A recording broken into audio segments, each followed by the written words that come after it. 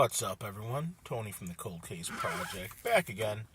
And today, what I want to run with you over is all content shared in these videos is readily available in any Google search. Now, with that said, I take this content, have it rewritten, and upon rewriting it, put it in these videos to spread the word on the thousands and thousands of cold cases of men and women throughout the United States that are just forgotten, and I give this platform to them so their cases and their stories can be told.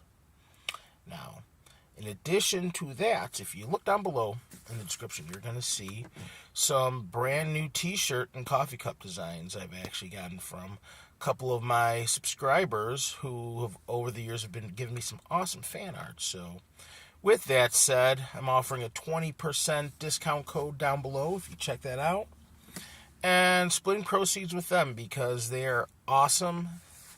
Been watching me for quite some time, and I definitely think they deserve to be rewarded for some of the work they do on top of being full-time employees also. So once again, if you have any recommendations or any suggestions, comment down below. Thank you so much for watching. Enjoy the video. Like, subscribe. I'm out. Peace.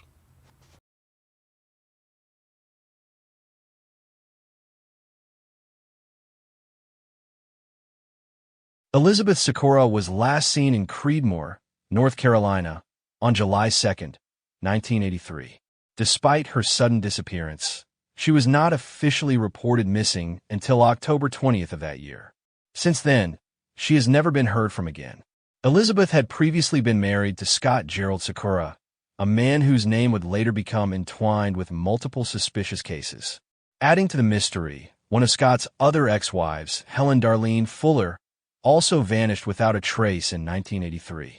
Fuller was 19 years old at the time of her disappearance and was last seen on November 24, 1983, in Durham, North Carolina. Described as being between 5 feet 8 inches and 5 feet 10 inches tall, weighing 120 to 150 pounds, with brown hair and blue eyes, Fuller had been living in Florida with her boyfriend, Phil Skip Parcelli, a real estate broker. Parcelli, like Fuller, would also go missing under unexplained circumstances. The couple had traveled to Durham to celebrate Thanksgiving with Fuller's family. According to reports, before Thanksgiving dinner was served, they made plans to visit Fuller's grandmother. However, they never arrived, and no one ever saw them again. The subsequent search for the couple turned up no concrete answers. A few days after their disappearance, the rental car that Fuller and Parcelli had been using was discovered abandoned at a Mexican-themed tourist attraction located just south of the North Carolina-South Carolina state line off Interstate 95. While there were no immediate signs of foul play inside the vehicle, an ominous discovery was made: a belt buckle with the emblem of the Outlaws motorcycle gang. Fuller had also left all her personal belongings and clothing at her parents' home, heightening concerns about her safety. While Fuller's family reported her missing, it is unclear whether any formal missing person report was filed for Parcelli. Scott Sikora's name continued to surface in connection with these unsolved cases. In late 2017, he was charged with the kidnapping and murder of his brother-in-law, Gerald Pollard, who had disappeared in 2013. Despite extensive searches, Pollard's body was never recovered. Without sufficient evidence, the charges against Sikora were dismissed in August 2019, although authorities retained the option to reopen the case should new evidence emerge. Notably, Scott Sikora has never been formally charged in connection with the disappearances of either Elizabeth Sikora or Helen Fuller, but investigators remain suspicious of his potential involvement. The circumstances surrounding Elizabeth's disappearance remain especially troubling.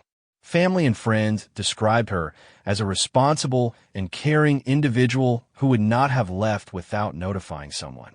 Her sudden and unexplained vanishing, along with the mysterious fate of Helen Fuller and Phil Parcelli, leaves lingering questions and unresolved anguish for those who knew and loved them. To this day, both Elizabeth Sikora's and Helen Fuller's cases remain open. Foul play is suspected in both instances, and investigators continue to seek information that could provide answers.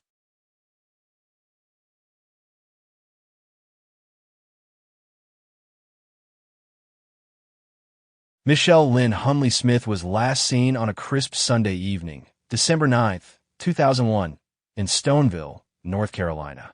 The temperature hovered around 45 degrees Fahrenheit, with no rain or snow in the forecast. At approximately 8 p.m., Michelle checked on her 2 young children, kissed them goodnight, and left her home in her green 1995 Pontiac transport van. The vehicle had distinctive North Carolina vanity, plates reading ROK and On, a nod to her love of classic country music icons like Conway Twitty and Loretta Lynn. Her intended destination was Martinsville, Virginia, about a 30-minute drive away, where she planned to do some Christmas shopping. Unfortunately, Michelle never arrived and was never seen or heard from again. The Rockingham County Sheriff's Office is investigating the case and can be contacted at 336-34-3232. The circumstances surrounding Michelle's disappearance remain murky, and after more than 2 decades, the lingering questions still haunt her family and the community. Michelle's home life was turbulent. According to her teenage daughter, both her mother and father struggled with alcohol abuse. Their marriage was fraught with arguments, and both had been unfaithful. Despite the constant tension, Michelle's daughter recalls that her mother was a dedicated parent. Michelle ensured she was home when her children returned from school, prepared their favorite meals, and maintained a sense of stability. While she wasn't overly strict, she maintained firm boundaries, striving to create a sense of normalcy for her children amidst the chaos. When marital disputes escalated, Michelle often sought refuge at her mother's house. Her family maintains that she would never abandon her children permanently. However, her husband's narrative painted a different picture. On the night Michelle vanished, he reportedly woke their 14-year-old daughter at 12:30 a.m., visibly worried that Michelle had not returned. He speculated that she might have left them for good, especially given that she had withdrawn an undisclosed amount of money from their joint bank account before leaving the house. Michelle's routine on the night of December 9th seemed ordinary. Evening shopping trips were not unusual for her, particularly during the holiday season. Malls often closed around 9 p.m., while larger stores like Walmart and Target extended their hours until 10 p.m. Despite the opportunity to complete her shopping, Michelle's absence became alarming as the hours passed. Questions quickly arose. Did she meet with someone? Could she have been in distress? There are no reports suggesting that she was involved in any criminal activities or had enemies. Yet, as time wore on, it became increasingly clear that something had gone terribly wrong. Following Michelle's disappearance, authorities faced numerous challenges in piecing together her movements. Her van, with its recognizable license plate, was never recovered. Despite extensive searches in the region, no trace of her vehicle or personal belongings was found. Adding to the mystery was an unsettling letter the family received in April 2002, for months after Michelle's disappearance. The anonymous note claimed that Michelle's daughter's Social Security number had been used in a North Carolina county approximately 2 hours away from Stoneville. However, the credibility of this letter has been questioned, as official government correspondence typically contains formal contact information. It's unclear whether the letter was a cruel hoax or a genuine clue. Then, in 2006, a troubling development occurred. Someone in Cumberland, Maryland, used one of Michelle's daughter's Social Security numbers. Despite law enforcement's attempts to investigate, the individual responsible was never identified, leaving the possible connection to Michelle's case shrouded in uncertainty. The investigation raised countless questions, many of which remain unanswered. Where was Michelle's last known financial transaction? Did she use her credit cards or withdraw additional funds from her account? Authorities attempted to trace her purchases, but no significant leads emerged. Speculation also surrounds Michelle's final destination. Did she actually intend to go to Martinsville for Christmas shopping, or was she heading elsewhere? Investigators considered whether Michelle might have stopped at a bar, met with friends, or attended a support group like Alcoholics Anonymous. Her struggles with alcohol were well known, but whether she sought treatment remains unknown. Furthermore, there was no evidence suggesting Michelle had packed a suitcase or taken any personal items with her, leading to doubts about her intention to leave voluntarily. Family members also questioned if her husband might have had ulterior motives, especially since he remarried after her disappearance. Did he declare her legally dead to facilitate his new marriage? While authorities have not named him as a suspect, the complexities of the case leave room for suspicion. Michelle's absence has left a lasting impact on her family, particularly her daughter Amanda. In the years following Michelle's disappearance, Amanda moved in with her grandmother. Together, they grieved and sought answers.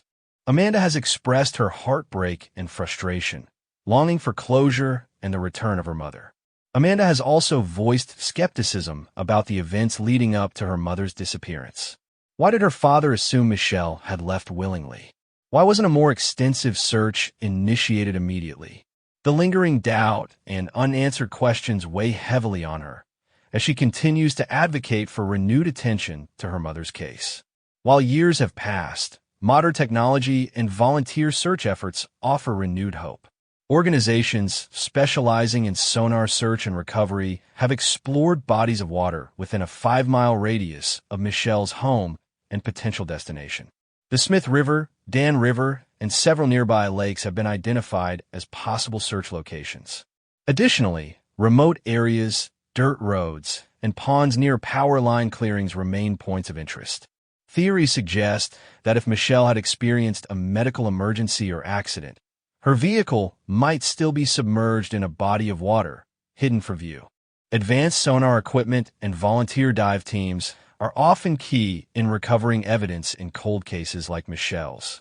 More than 20 years later, Michelle Lynn Hunley Smith's disappearance continues to haunt her family and the Stoneville community. Yet, hope remains. Amanda and other loved ones continue to seek closure, urging anyone with information to come forward. If you have any knowledge regarding Michelle's disappearance, contact the Rockingham County Sheriff's Office at 336-34-3232.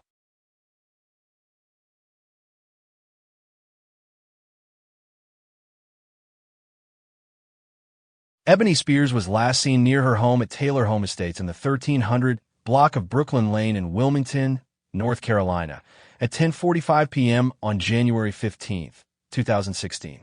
Earlier that evening, she went to the Wilmington Police Department station in the 600 block of Best Street, several blocks from her home, and asked to use the phone. Witnesses described her behavior as strange and disoriented. Officers directed her to the pay phone in the lobby, but Spears appeared confused and unable to operate it. She paced back and forth between the front desk and the phone for about 10 minutes before leaving. The night before her disappearance, Spears' parents had met her in the police station's parking lot. Concerned about her mental state, they had hoped law enforcement would commit her to a hospital for psychiatric evaluation. Paramedics were called to the scene, but they ultimately left without transporting Spears for medical care. However, within an hour, Spears seemed to regain clarity and lucidity, leading her parents to feel reassured enough to allow her to return home. The following morning, she had breakfast with her parents at their residence on Price's Lane. Later that day, her father dropped her off at her own home. She had planned to drive back to her parents' house for dinner, but when her mother called her at 7 p.m., Spears said she had already eaten and would remain home. That evening, Spears' behavior became increasingly erratic. Between 7 o'clock and 8 p.m., she flagged down a van driven by an employee of the Community Boys and Girls Club on Nixon Street. She spoke with the driver, expressing fear that someone was following her. The driver, concerned for her well-being, took her to the club, where she briefly spoke with a social worker. Afterward, Spears decided to leave and made her way to the police station. Despite her visible distress, officers did not detain her or seek further intervention. By 10:45 p.m., Spears was back near her home. She approached a neighbor and asked for a cigarette, but when he declined, she told him she planned to walk to a nearby store. This neighbor was the last confirmed person to see Spears. Her boyfriend arrived at her apartment about 11 p.m. and found her car parked outside. Inside, her purse was present, but her cell phone was missing. When he tried calling her phone, it went directly to voicemail. The boyfriend waited for 2 hours before contacting Spears' parents, who promptly reported her missing the following afternoon. Described as a responsible and devoted mother, Spears' sudden disappearance was deeply out of character. Her family grew increasingly worried, knowing her mental state had been unstable in the days leading up to her vanishing. Despite extensive search efforts, law enforcement was unable to locate her. Community volunteers from the CUE Center for Missing Persons have been heavily involved in the search for Spears. The organization has conducted numerous search efforts, organized balloon launches, and held awareness events to keep her case in the public eye. Spears' mother, Harriet, has remained determined and hopeful throughout the search, expressing her belief that her daughter may still be alive. She has stated her conviction that Spears could be held against her will or prevented from contacting her family. Even after years without answers, Harriet remains steadfast in her belief that God will eventually lead her to the truth about her daughter's fate. In interviews, Harriet has described the emotional toll of not knowing what happened to her daughter. She acknowledged the bittersweet nature of search efforts, feeling relieved when her daughter's remains are not found, but also experiencing the frustration of returning to square one. She continues to advocate for Spears, encouraging anyone with information to come forward, emphasizing that Spears is a beloved mother, daughter, and friend who deserves justice. A reward remains available for information that leads to Spears' whereabouts. CUE Center's reward offers $5,000 with no questions asked, and Crime Stoppers has a $1,000 reward available. The Spears family urges anyone with knowledge of Ebony's case to come forward, emphasizing that even the smallest piece of information could be crucial in finding her. Despite the passage of time, Spears' loved ones continue their search for answers, hoping that one day they will receive the closure they deserve. Her case remains unsolved, and the community stands united in the ongoing effort to find Ebony Spears and bring her home. If you have any information regarding Ebony Spears' disappearance, please contact the CUE Center for Missing Persons 24-hour tip line at 910-232-1687.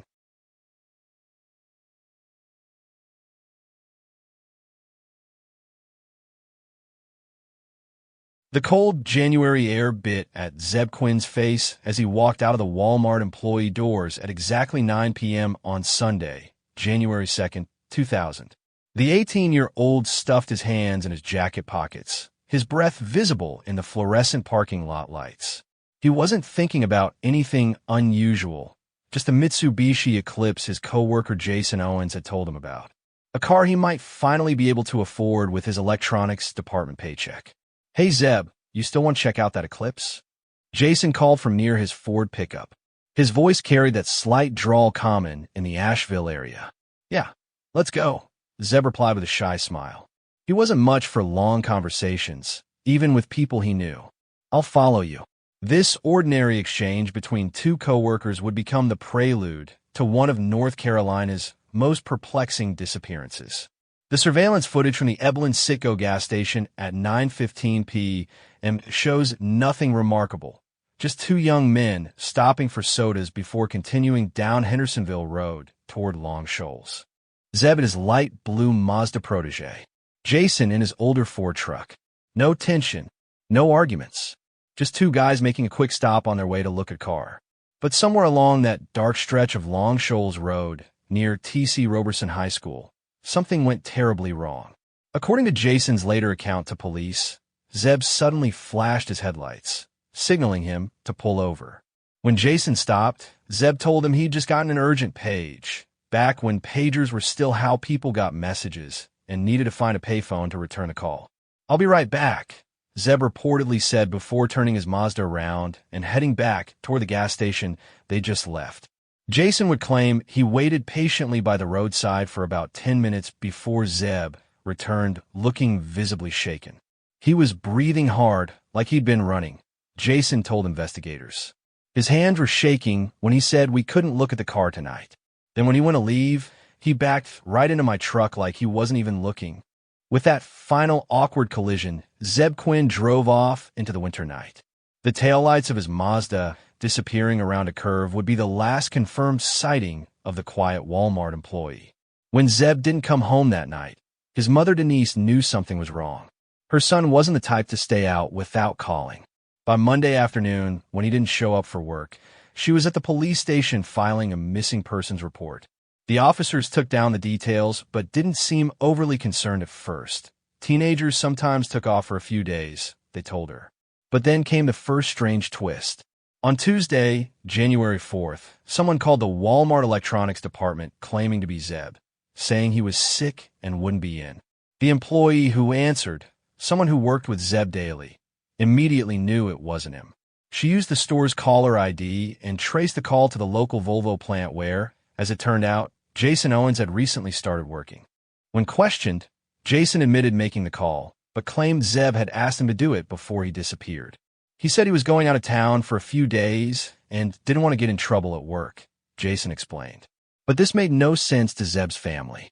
He'd left behind his paycheck, his contact lenses, all his clothes, everything he would have needed for even a short trip. Then came the second strange medical incident.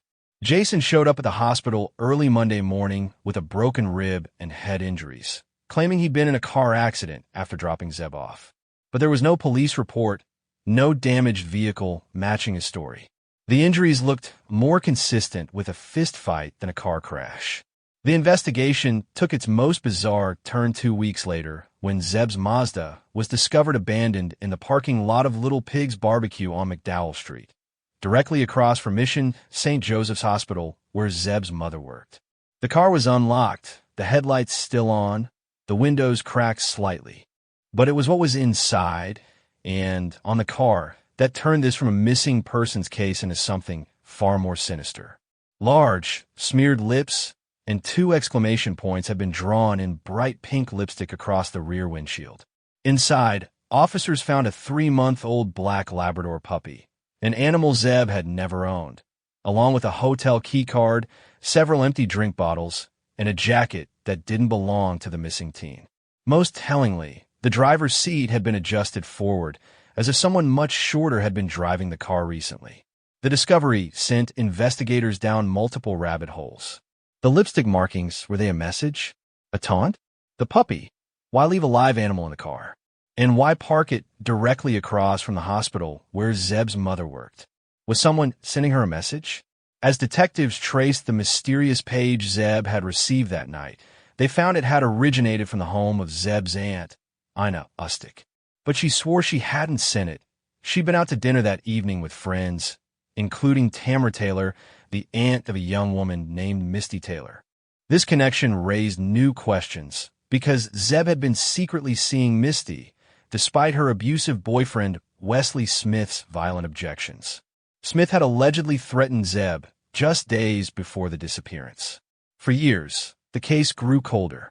Then in 2015, Jason Owens was arrested for the horrific murders of Joseph and Christy Codd, a couple who had hired him for construction work. Owens claimed he'd accidentally run them over while impaired on medication, then panicked and dismembered their bodies, burning the remains in his wood stove.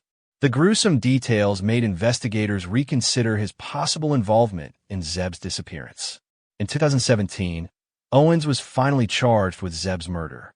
In a plea deal, he admitted to helping cover up the crime, but blamed his uncle, Walter Gene Owens, for the actual killing. According to Jason's confession, his uncle had lured Zeb into Pisgah National Forest under false pretenses, murdered him, and disposed of the body. But with Gene Owens already dead by 2017, this story could never be verified. Today, over 2 decades later, Zeb Quinn's disappearance remains unsolved. His mother still keeps his room exactly as he left it, hoping against hope for answers. The lipstick markings, the abandoned puppy, the adjusted car seat. These bizarre clues continue to haunt investigators. Was Jason Owens telling the truth about his uncle? Was Misty Taylor or her violent boyfriend involved? Or was there someone else entirely behind Zeb's vanishing? Somewhere out there, someone knows what really happened to Zeb Quinn on that cold January night. Until that truth comes out, this remains one of the South's most disturbing unsolved mysteries.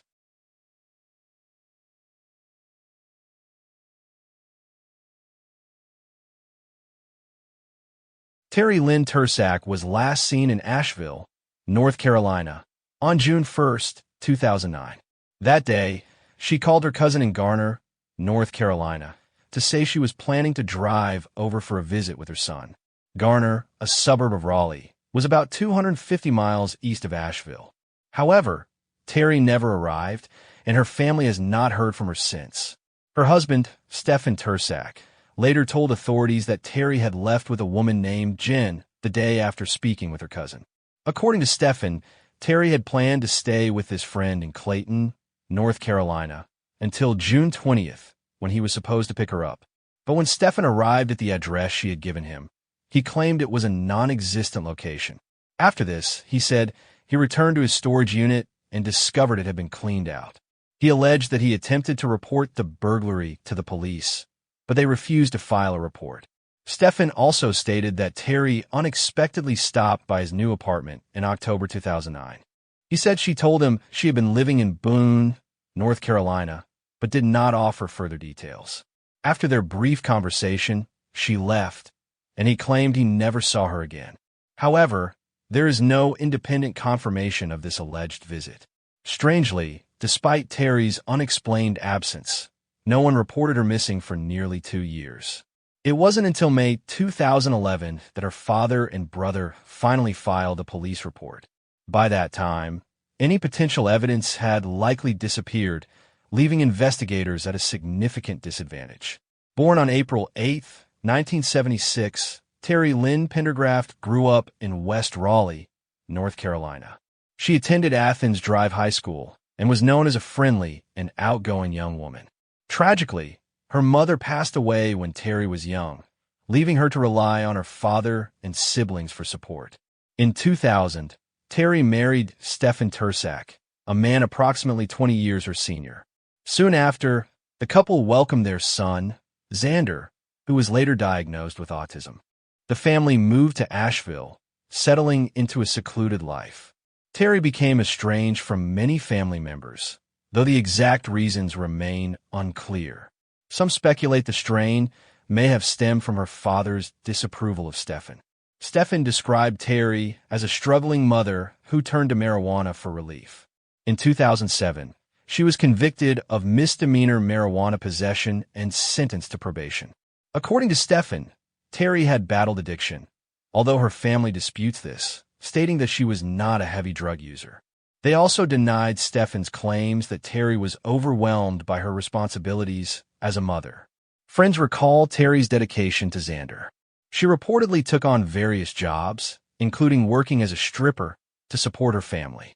Despite the stigma surrounding her occupation, those close to her emphasized that she did what she needed to provide for her son.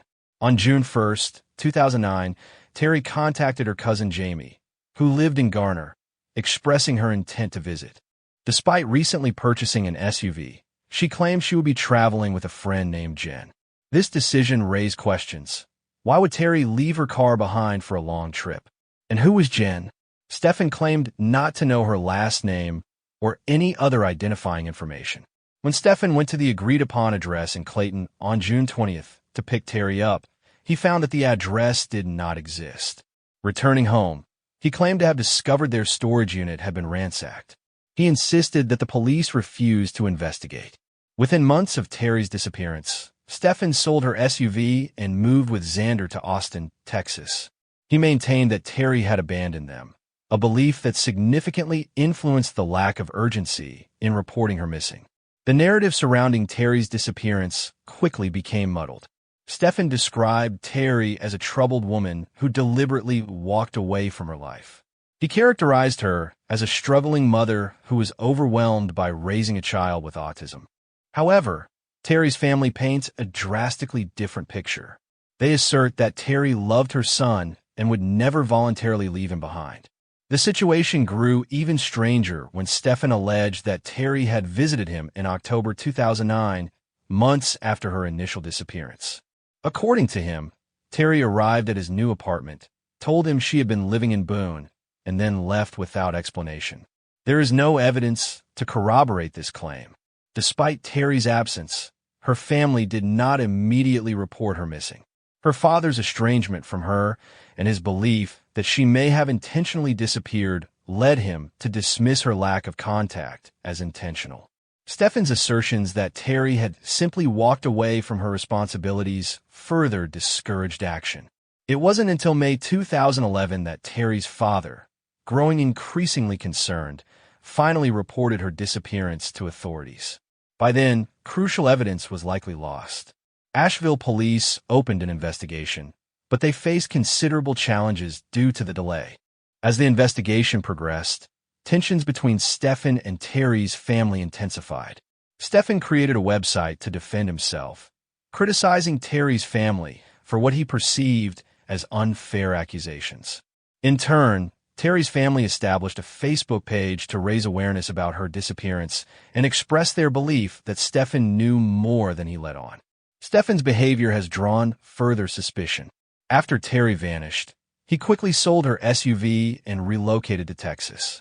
Additionally, his conflicting statements and the bizarre story of Terry's alleged visit in October have left investigators skeptical. However, no concrete evidence has been found to implicate him in her disappearance. Terry's disappearance remains shrouded in uncertainty. If she did choose to disappear, why would she abandon her vehicle and all of her belongings? If foul play was involved, who was responsible and why? Authorities continue to investigate, though the lack of evidence has hindered progress. Family members hope that someone with knowledge of Terry's whereabouts will come forward. At the time of her disappearance, Terry Lynn Tac was 33 years old. She is described as a white female, approximately 5 feet tall, weighing between 90 and 100 pounds, with brown hair and blue eyes. If alive today, she would be 48 years old. Anyone with information about Terry's disappearance is encouraged to contact the Asheville Police Department at 828-259-5945.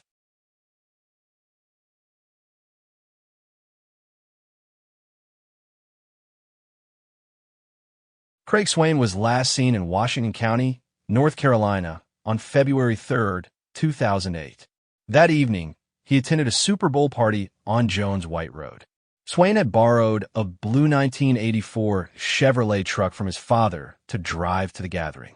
The party was typical, with food, drinks, and conversations about the big game.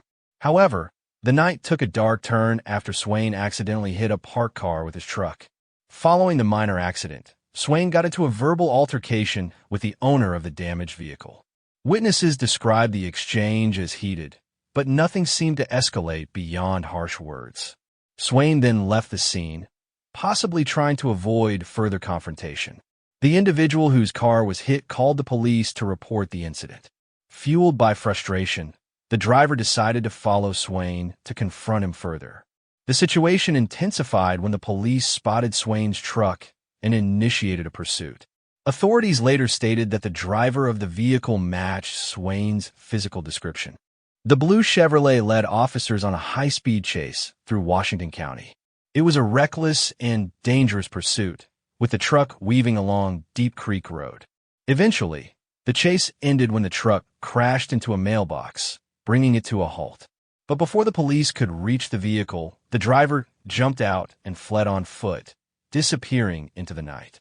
At that moment, officers assumed Swain was the man who had run. However, that belief would be questioned in the days that followed. On February 6, 2008, officers went to Swain's parents' home to deliver a citation for the hit and run. To their surprise, Swain's parents reported they had not seen or heard from him since the night of the Super Bowl party. Craig Swain had seemingly vanished. The sudden and unexplained disappearance of Swain left his family and friends deeply concerned. According to his parents, Swain had never disappeared without contact before.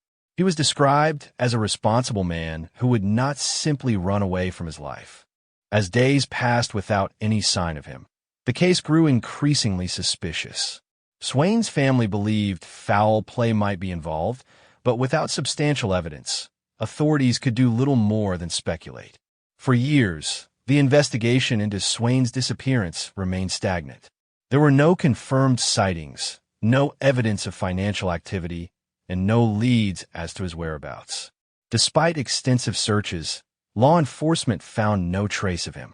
Then, in June 2017, investigators announced a significant shift in the case. They publicly declared that Swain's case was now being treated as a homicide. Authorities were convinced that he had been murdered on the night of his disappearance. In August 2017, a breakthrough occurred. Acting on a tip, investigators searched 2 properties on Good Road in Washington County. The searches were extensive, with excavation equipment brought in to search for Swain's remains. Although no body was recovered, authorities arrested 2 men during the operation. David Lewis Sr. and his son, David Lewis Jr., were taken into custody on unrelated charges of weapons and drug possession. However, the most significant arrest was yet to come. In September 2017, Marvin Jordy Lewis, who lived on one of the properties, was arrested and charged with being an accessory after the fact to the first-degree murder of Swain. Investigators alleged that Marvin Lewis was the person driving Swain's truck during the police chase on the night of the Super Bowl party. It was a revelation that shocked many, as law enforcement had initially believed Swain himself was behind the wheel. The case against Lewis grew stronger as further evidence emerged. 2 months later, in November 2017, Marvin Lewis's charges were upgraded to first-degree murder. Prosecutors argued that Lewis was directly involved in Swain's death. Further complicating the case, 3 other individuals, Keith Patrick, Nicholas Patrick, and Joshua Arnold, were charged with accessory after the fact. Investigators suspected that these men had helped cover up the crime, assisting Lewis in concealing Swain's body and tampering with evidence. By January 2018, the case took yet another dramatic turn. Keith Patrick's charge was upgraded to first-degree murder, making him the second defendant accused of directly participating in Swain's killing. Additionally, O'Brien McLeese was arrested and charged with murder, while David Lewis Jr., who had initially faced unrelated charges, was now charged with accessory after the fact. In total, 6 individuals faced legal repercussions in connection with Swain's presumed death. Despite the arrests and mounting evidence, Swain's body has never been found. Authorities continue to hope for its recovery, believing it could provide crucial evidence to further solidify their case. The exact circumstances of Swain's murder remain a mystery, though investigators are confident in their theory that he was killed on the night he disappeared.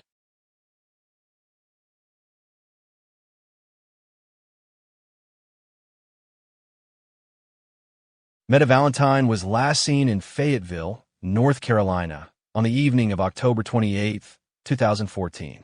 That night, she spoke with her mother on the phone around 10:30 p.m. The conversation left her mother deeply unsettled, as Metta's words seemed strange and fragmented, almost as if she were speaking in riddles. Her mother's concern grew when Metta abruptly ended the call. It would be the last time anyone heard from her. Metta, a dedicated member of the Deliverance Praise Church of Worship, spent most of her free time at the church, where she worked as a secretary.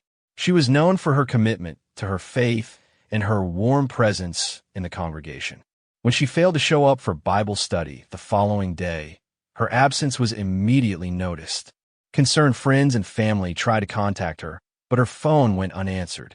By the time she was reported missing, worry had spread through her tight-knit community.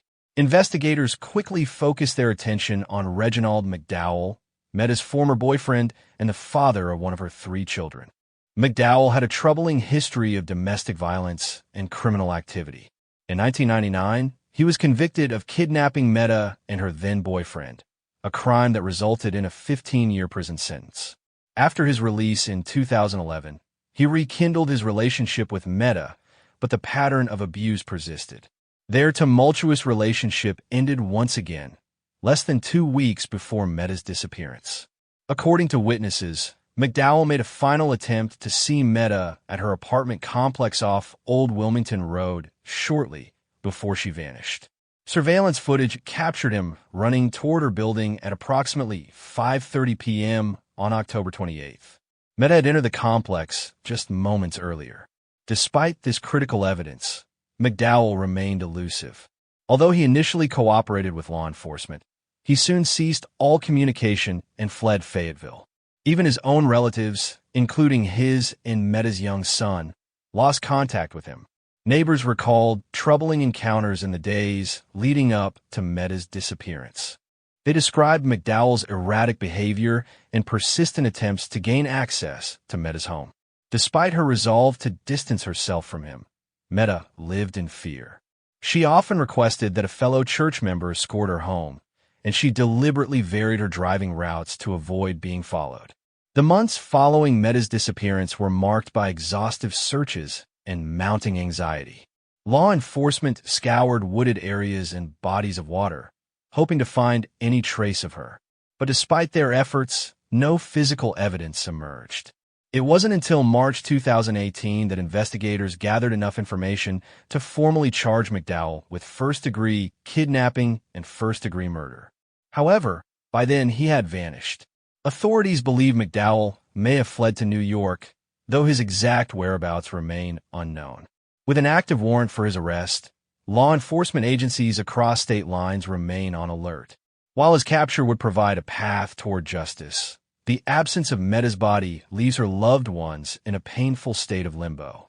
They continue to hope that one day they will uncover the truth about what happened to her.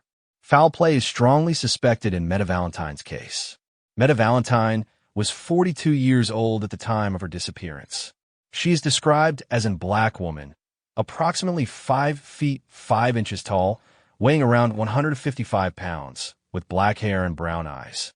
She was a mother, a daughter, a sister, and a friend, a beloved member of her community whose life was cut tragically short.